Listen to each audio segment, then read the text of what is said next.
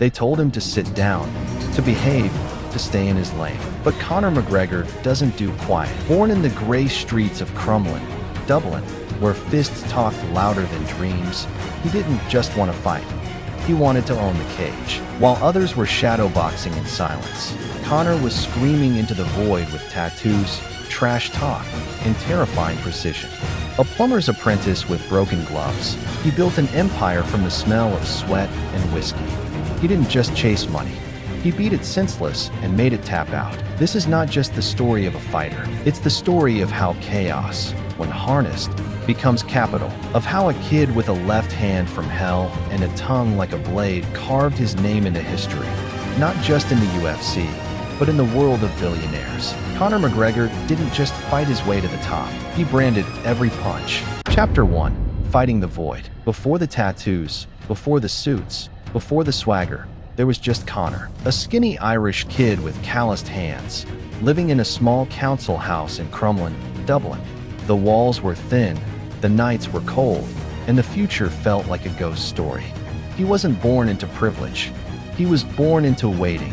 Waiting for a reason to fight, for a reason to matter. He tried fitting in. School didn't click. Jobs didn't stick.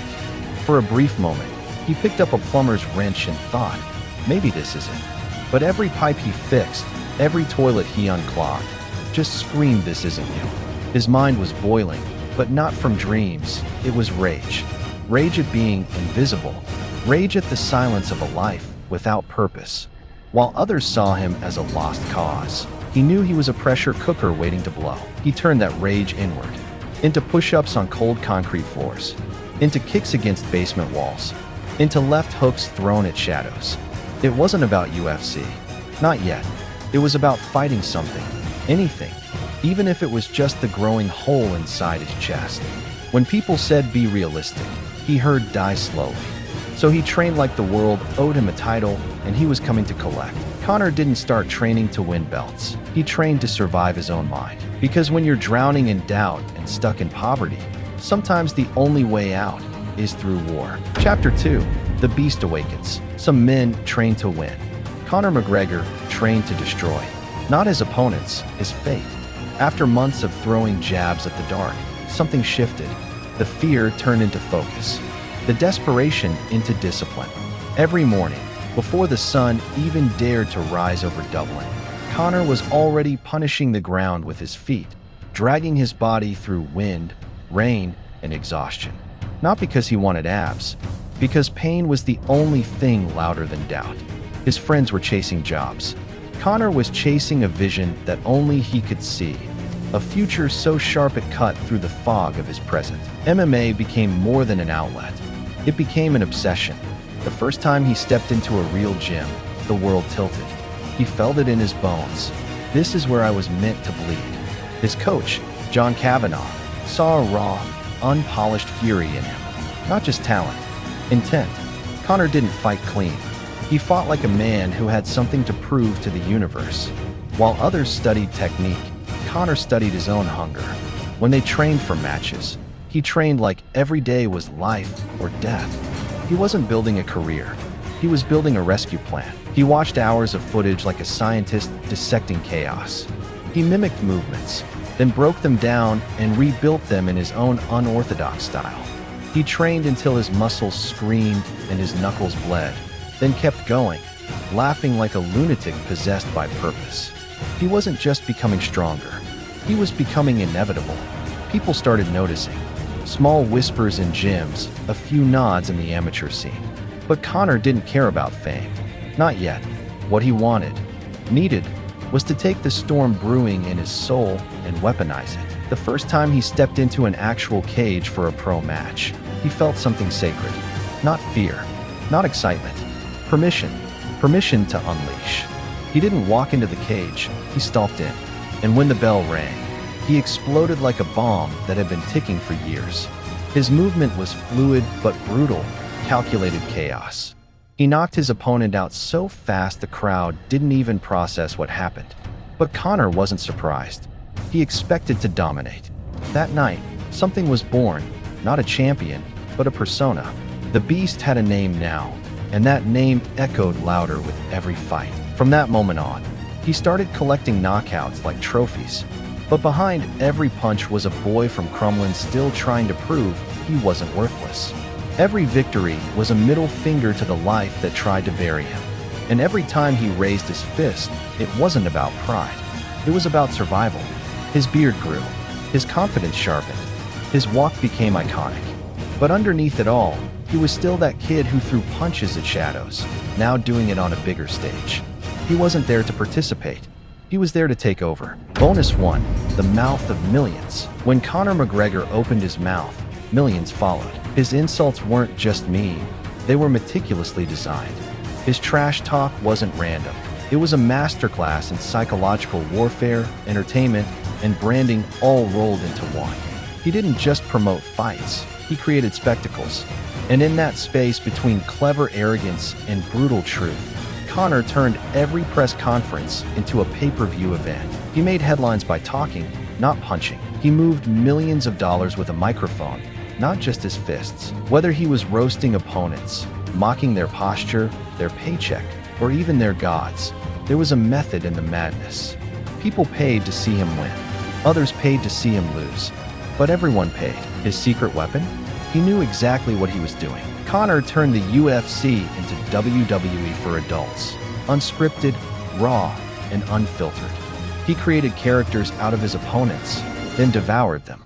And with every word, he added zeros to his future contracts. And this wasn't just bluff. Every prediction, every taunt, every outrageous claim, he backed it up with knockouts and chaos.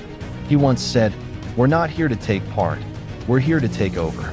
And every syllable of that line became a tagline for the era he was building. From Dublin to Vegas, he spoke the language of legacy, bold, loud, and unforgettable. And in that noise was money.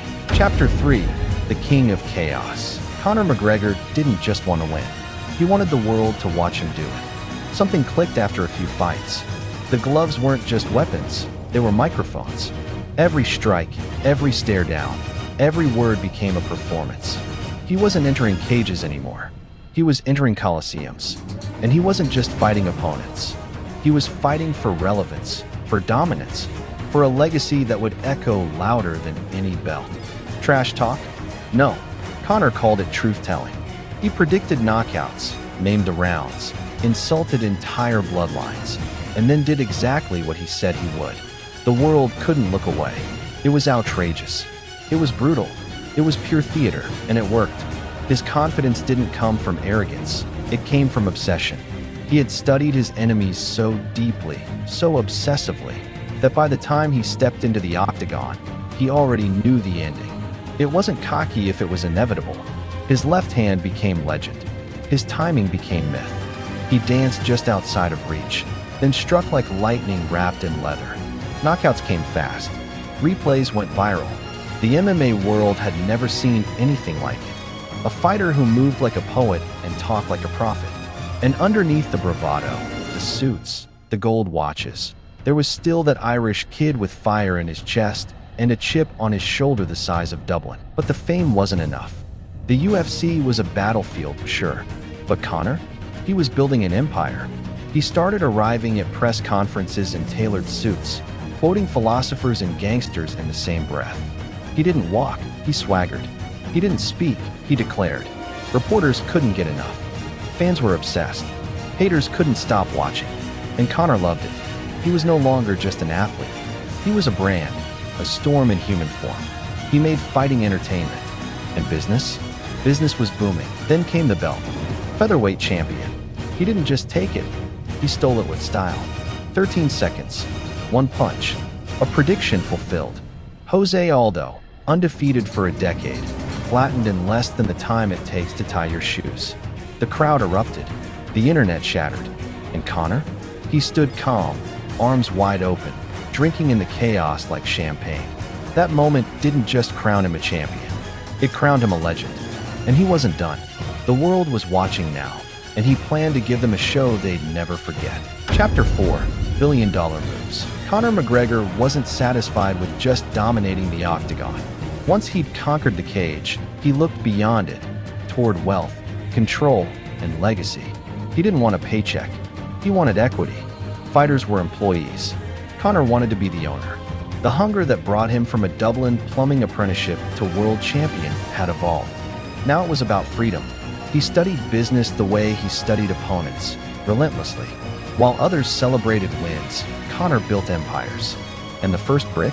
A bottle of whiskey. Proper no. 12 wasn't just a drink. It was a declaration. Smooth, Irish, bold, and dripping with attitude. The name paid tribute to his roots, the 12 district of Dublin. He launched it not like a celebrity endorsement, but like a war campaign. UFC pressers became whiskey commercials. Victory speeches became brand plugs. Critics laughed, then watched it break records. Conor didn't just sell bottles. He sold belief. In 1 year, it became one of the fastest-growing whiskey brands in the world. And eventually, he sold it for hundreds of millions. All from a man who once couldn't afford bus fare. But that was only the beginning. McGregor turned his name into a franchise. Clothing, fitness apps, fast food deals, documentaries. He diversified faster than Wall Street. He embraced luxury, excess, and controversy. He wasn't afraid to flaunt his wealth. He weaponized it. Lamborghinis, yachts, diamond-encrusted watches. But it wasn't just showboating. It was branding. Every photo was a power play. Every headline was a billboard. While other athletes faded between fights, Conor stayed viral. His life was the marketing. His attitude was the campaign. And then came the most audacious move yet, boxing Floyd Mayweather. The greatest boxer of a generation. The undefeated king. And here was McGregor, stepping into a different sport, against impossible odds. The world thought it was a joke, a gimmick. But when the bell rang, McGregor earned respect. He lasted 10 rounds, landed punches, made millions, and walked out smiling, because for him, the fight wasn't about the scorecard. It was about dominating headlines, rewriting rules, and making the biggest bag in combat sports history. Conor McGregor had done the unthinkable. He went from the welfare line to Forbes' richest athlete, not by playing safe, not by staying in his lane, but by smashing every expectation, one outrageous, brilliant move at a time. Chapter 5: Fall, Fury, and Fire. At the height of his power, Conor McGregor stood untouchable, richer than ever, more famous than most world leaders, and riding a high that seemed endless. But the bigger the rise, the more brutal the fall. Fame doesn't come free, neither does fortune, and McGregor was about to learn that fire can build, but it can also burn. The headlines changed.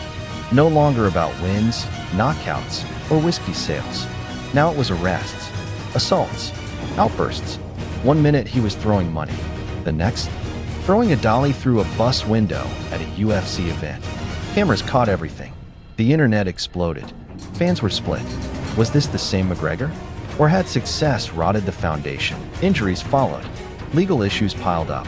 He lost fights. His aura cracked. Once feared and untouchable, now critics called him washed. Commentators dismissed him. Haters rejoiced. The king had fallen, and they danced on the ashes. For the first time in a decade, McGregor was quiet. No headlines, no bravado, just silence and shadows. But legends aren't built on perfection. They're forged in chaos. While the world labeled him done, Conor was healing. His body, his mind, his mission. Away from the spotlight, he trained, sharpened, rebuilt. The same fire that once blinded him began to guide him again. And behind those sharp Irish eyes, a dangerous truth returned. He wasn't finished. Not even close. The fall had humbled him, but it hadn't broken him. And soon, the world would see. When Conor McGregor rises, he rises with flames. Chapter 6: Redemption Road. The lights had dimmed. The cheers had faded. The name Conor McGregor no longer echoed with the same intensity. For some, that was a tragedy. For others, a relief. But for Conor, it was simply a new beginning. Away from the noise, the cameras, the microphones, and the provocative headlines, Conor returned to the essence, the fight. Not for fame, not for money, but for himself. The mansion was still there. So were the cars. But something within him no longer sought luxury. It sought fire. He didn't want to be remembered as a trend or a character. He wanted to remind the world, and himself, that he was a warrior. Training sessions became longer, the mornings colder, While the media moved on to the next headline, he began to remember who he truly was. The boy from Crumlin, the one who lived off tuna cans, the one who busted his knuckles on old gym bags. That boy wasn't gone. He had just been asleep. His circle grew smaller, more disciplined, less distractions. The hunger returned. But this time, it wasn't loud. It was focused. He trained with old mentors. He stopped trying to conquer with words. Now, he would speak through actions. Every opponent wasn't just a rival. They were a test. Each one represented a fear, a failure, or a weakness he had to face. The fight world had written him off. But true fighters knew, when a lion goes silent, it's not because he's defeated. It's because he's preparing. And McGregor, in silence, was sharpening his claws. The announcement of his return wasn't made with fireworks or extravagant marketing. It came with a whisper, a short, deadly whisper. I'm back. And this time, there was nothing left to lose, which meant he had everything to gain. Bonus 2, the billionaire punch. You can take the man out of the cage, but you can't take the fight out of the man. While most retire into boardrooms or golf courses, Conor McGregor stormed into the world of business like it was another title shot. He didn't negotiate, he attacked. When Proper 12 exploded onto shelves, people didn't just taste whiskey.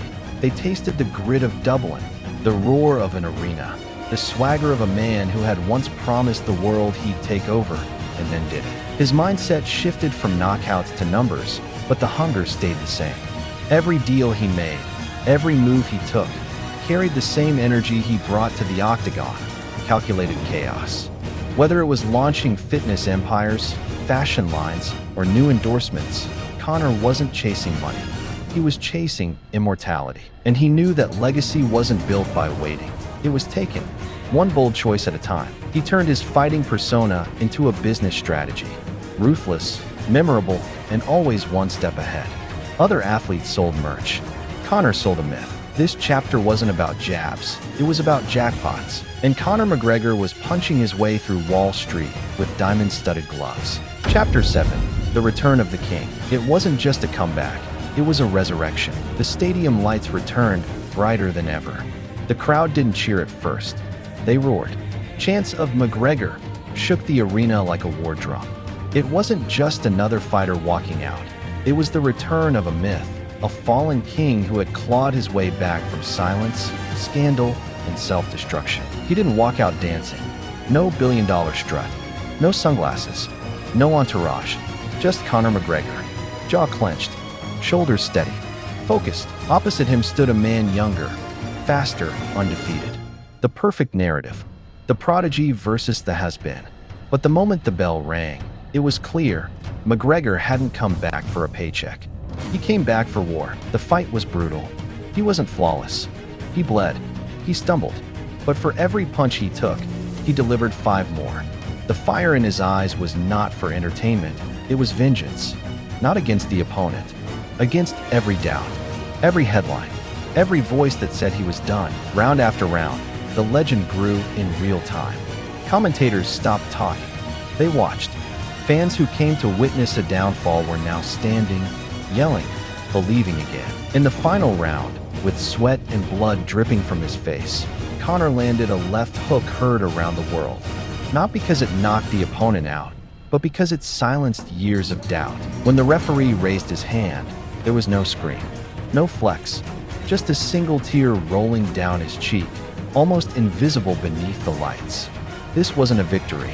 It was a message. The king was never dethroned. He simply stepped away to sharpen his crown. Chapter 8, Legacy on Fire. In the end, it was never just about fighting. When the gloves came off, when the lights dimmed, and the crowd disappeared, Conor McGregor stood alone, staring at a legacy that burned brighter than ever. Not because it was perfect, but because it was impossible to ignore. He had rewritten what it meant to be a fighter. He transformed brute force into storytelling, blood into business, pain into power. He didn't follow the path of champions. He tore it apart, carved his own, and made sure everyone watched. His whiskey, Proper 12, wasn't a side hustle. It became a global brand. His suits weren't just fashion, they were armor. His tweets weren't just noise, they were war cries.